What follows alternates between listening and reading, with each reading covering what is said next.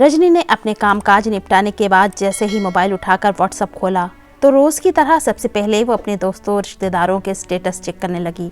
दरअसल ऐसे ही उसे दूसरों के जन्मदिन और शादी की सालगिरह वगैरह का पता लग जाता था, मगर उसके चेहरे का रंग अचानक उस वक्त उड़ गया जब उसने अपनी ननंद हेमा का स्टेटस देखा।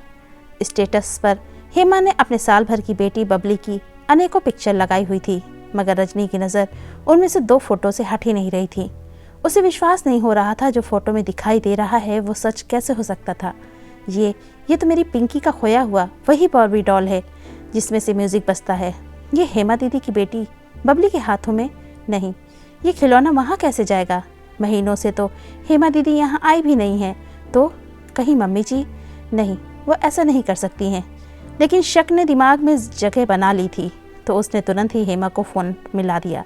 हेलो दीदी, नमस्ते, कैसी हो?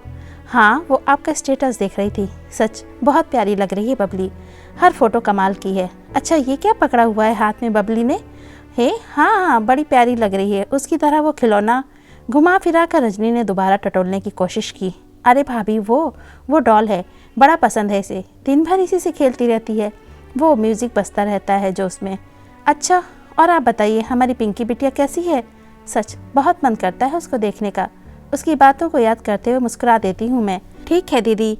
अच्छा, वैसे कहाँ से लिया ये? देखने में महंगा लगता है, मुझे बहुत अच्छा लग रहा है, अपनी पिंकी के लिए मैं भी लाऊंगी। रजनी ने एक बार फिर से वही खिलौने को लेकर अपनी शंकाओं को कुरेदने की कोशिश की।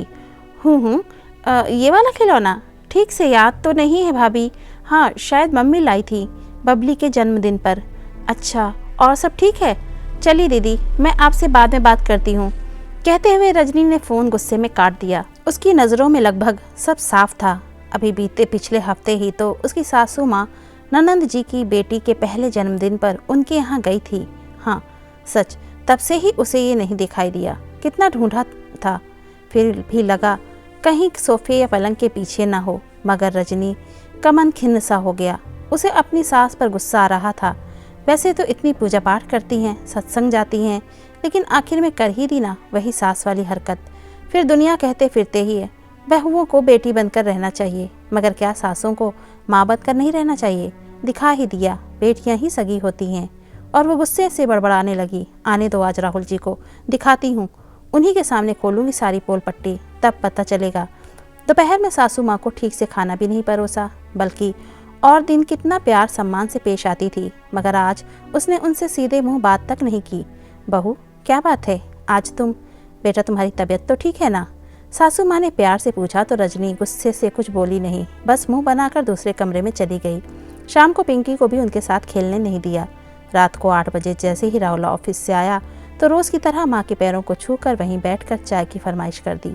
नहीं, चाय यहाँ आकर पीजिए, कहकर रजनी ने चाय अपने कमरे में रख दी। राहुल ने माँ की ओर देखा तो वो बोली, जा, आज दोपहर से उसका व्यवहार ठीक नहीं है, शायद उसके मायके से कोई बात हुई है, मुझे भी नहीं बताया, शायद तुझे।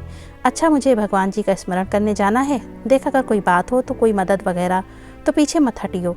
पत्नी को अपने पति से ही आशा होती है, और वैसे भी जैसे रजनी मुझे अपनी माँ की तरह मानती है वैसे ही उसके मम्मी पापा तेरे मम्मी पापा हैं, तो बेटा झिझकना नहीं, जा, कहकर माँ मंदिर वाले कमरे की ओर बढ़ गई। रजनी, ये सब तुम्हें पता है ना, माँ के पास बैठकर ही चाय पीता हूँ मैं, तो आखिर बात क्या है? रजनी ने गुस्से से मोबाइल उठाकर व्हाट्सएप स्टेटस दिखाते हुए कहा, तुम्हारी माँ चोरी छिपे मेरी पिंकी का खिलौना अपनी बेटी के बच्चों को देकर आई है, पता नहीं इससे पहले भी क्या क्या। रजनी, बस, तुम्हें शर्म नहीं आई ये सब कहते हुए? वो माँ है मेरी और तुम्हें उन्हें, वो मालिक हैं इस घर की, समझी? उन्हें किसी से पूछने की ज़रूरत नहीं कि क्या देना है किसी को, वो तुम्हारे लिए कितना अच्छा सोचती हैं और तुम। तभी दरवाजे पर बेल बजी। राहुल ने गुस्से में जाकर दरवाज़ा खोला तो सामने अनीता भाभी खड़ी हुई थी, फर्स्ट फ्लोर वाली, उनके ठीक नीचे वाली फ्लोर वाली। अरे राहुल भैया, नमस्ते, कैसे हो? नमस्ते भाभी जी, आइए ना। रजनी कहाँ है? तब तक रजनी भी बाहर आ गई। भाभी आप आइए, बैठिए, मैं चाय बना कर लाती हूँ। अरे नहीं रजनी, चाय नहीं, मैं तो बस आप दोनों को ये प्रसाद वैष्णो देवी माता का देने आई थी, आज ही तो लौटी हूँ। और हाँ, ये लो, वो बालकनी खोली तो ये सब सामान मिला जो तुम्हारी लाडली पिंकी नीचे फेंकती रहती है। ताई जी नमस्ते। पिंकी बाहर आते हुए उनसे लिपटते हुए बोली। रजनी अनीता भाभी के हाथों में से लिए सामान को देख रही थी, जिसमें थे कपड़े पकड़ाने वाली चिमटियाँ, खाने पीने वाले चम्मच, एक चाबी से चलने वाली टैडी और वही बार्बी डॉल। सामान और प्रसाद देकर अनीता भाभी तो वहाँ से चली गई, मगर अब राहुल रजनी को देख रहा था, जिसका सिर शर्म से झुक गया था और मन आत्मग्लानि से भर गया था। उसकी आंखें भीगी हुई थी। उसे समझ नहीं आ रहा था, इतनी पढ़ी लिखी होकर आखिर कर ही दी ना उसने वही बहू वाली हरकत। क्या बाज़ारों में केवल एक ही खिलौना कंपनी उतारती है? लाखों हज़ारों एक जैसे खिलौने बाज़ारों में मिलते हैं, और इतना जानते हुए भी वो अपनी देवी समान माँ पर शक कर रही थी। वो फूट फूट कर रोते हुए राहुल के पैरों में गिरकर माफ़ी मांगने लगी। उसे पश्चाताप में देखकर राहुल उसे उठाते हुए बोला, रजनी, भूल हर किसी से हो सकती है, मगर समझदार वही होता है जो संयम से परिस्थितियों का सामना करे। यदि यही बात तुम माँ से प्यार से पूछकर करती तो ना तुम्हें पूरा दिन कुढ़ना पड़ता और ना ही माँ को और मुझे तुम्हारे दुर्व्यवहार का सामना करना पड़ता। खैर, बात माँ को पता न चले। अब जाओ, रोज़ की तरह हम सब एक साथ प्यार से खाना खाने की तैयारी करते हैं। रजनी ने राहुल की ओर भीगी हुई पलकों को साफ करते हुए हाँ करते हुए अपनी सहमति जताई और चल पड़ी अपने घर को प्यार का वही सुंदर मंदिर बनाने, जहाँ वो सब प्यार से रहते हैं। दोस्तों, कहानी के बारे में आपकी क्या राय है? अपनी राय कमेंट बॉक्स में ज़रूर कमेंट करें, और साथ ही वीडियो अच्छी लगी हो तो इसे लाइक कीजिए, शेयर कीजिए, और चैनल को अभी तक सब्सक्राइब नहीं किया है तो प्लीज़ चैनल को सब्सक्राइब कीजिए। तो मिलते हैं एक और नई कहानी के साथ, तब तक के लिए धन्यवाद।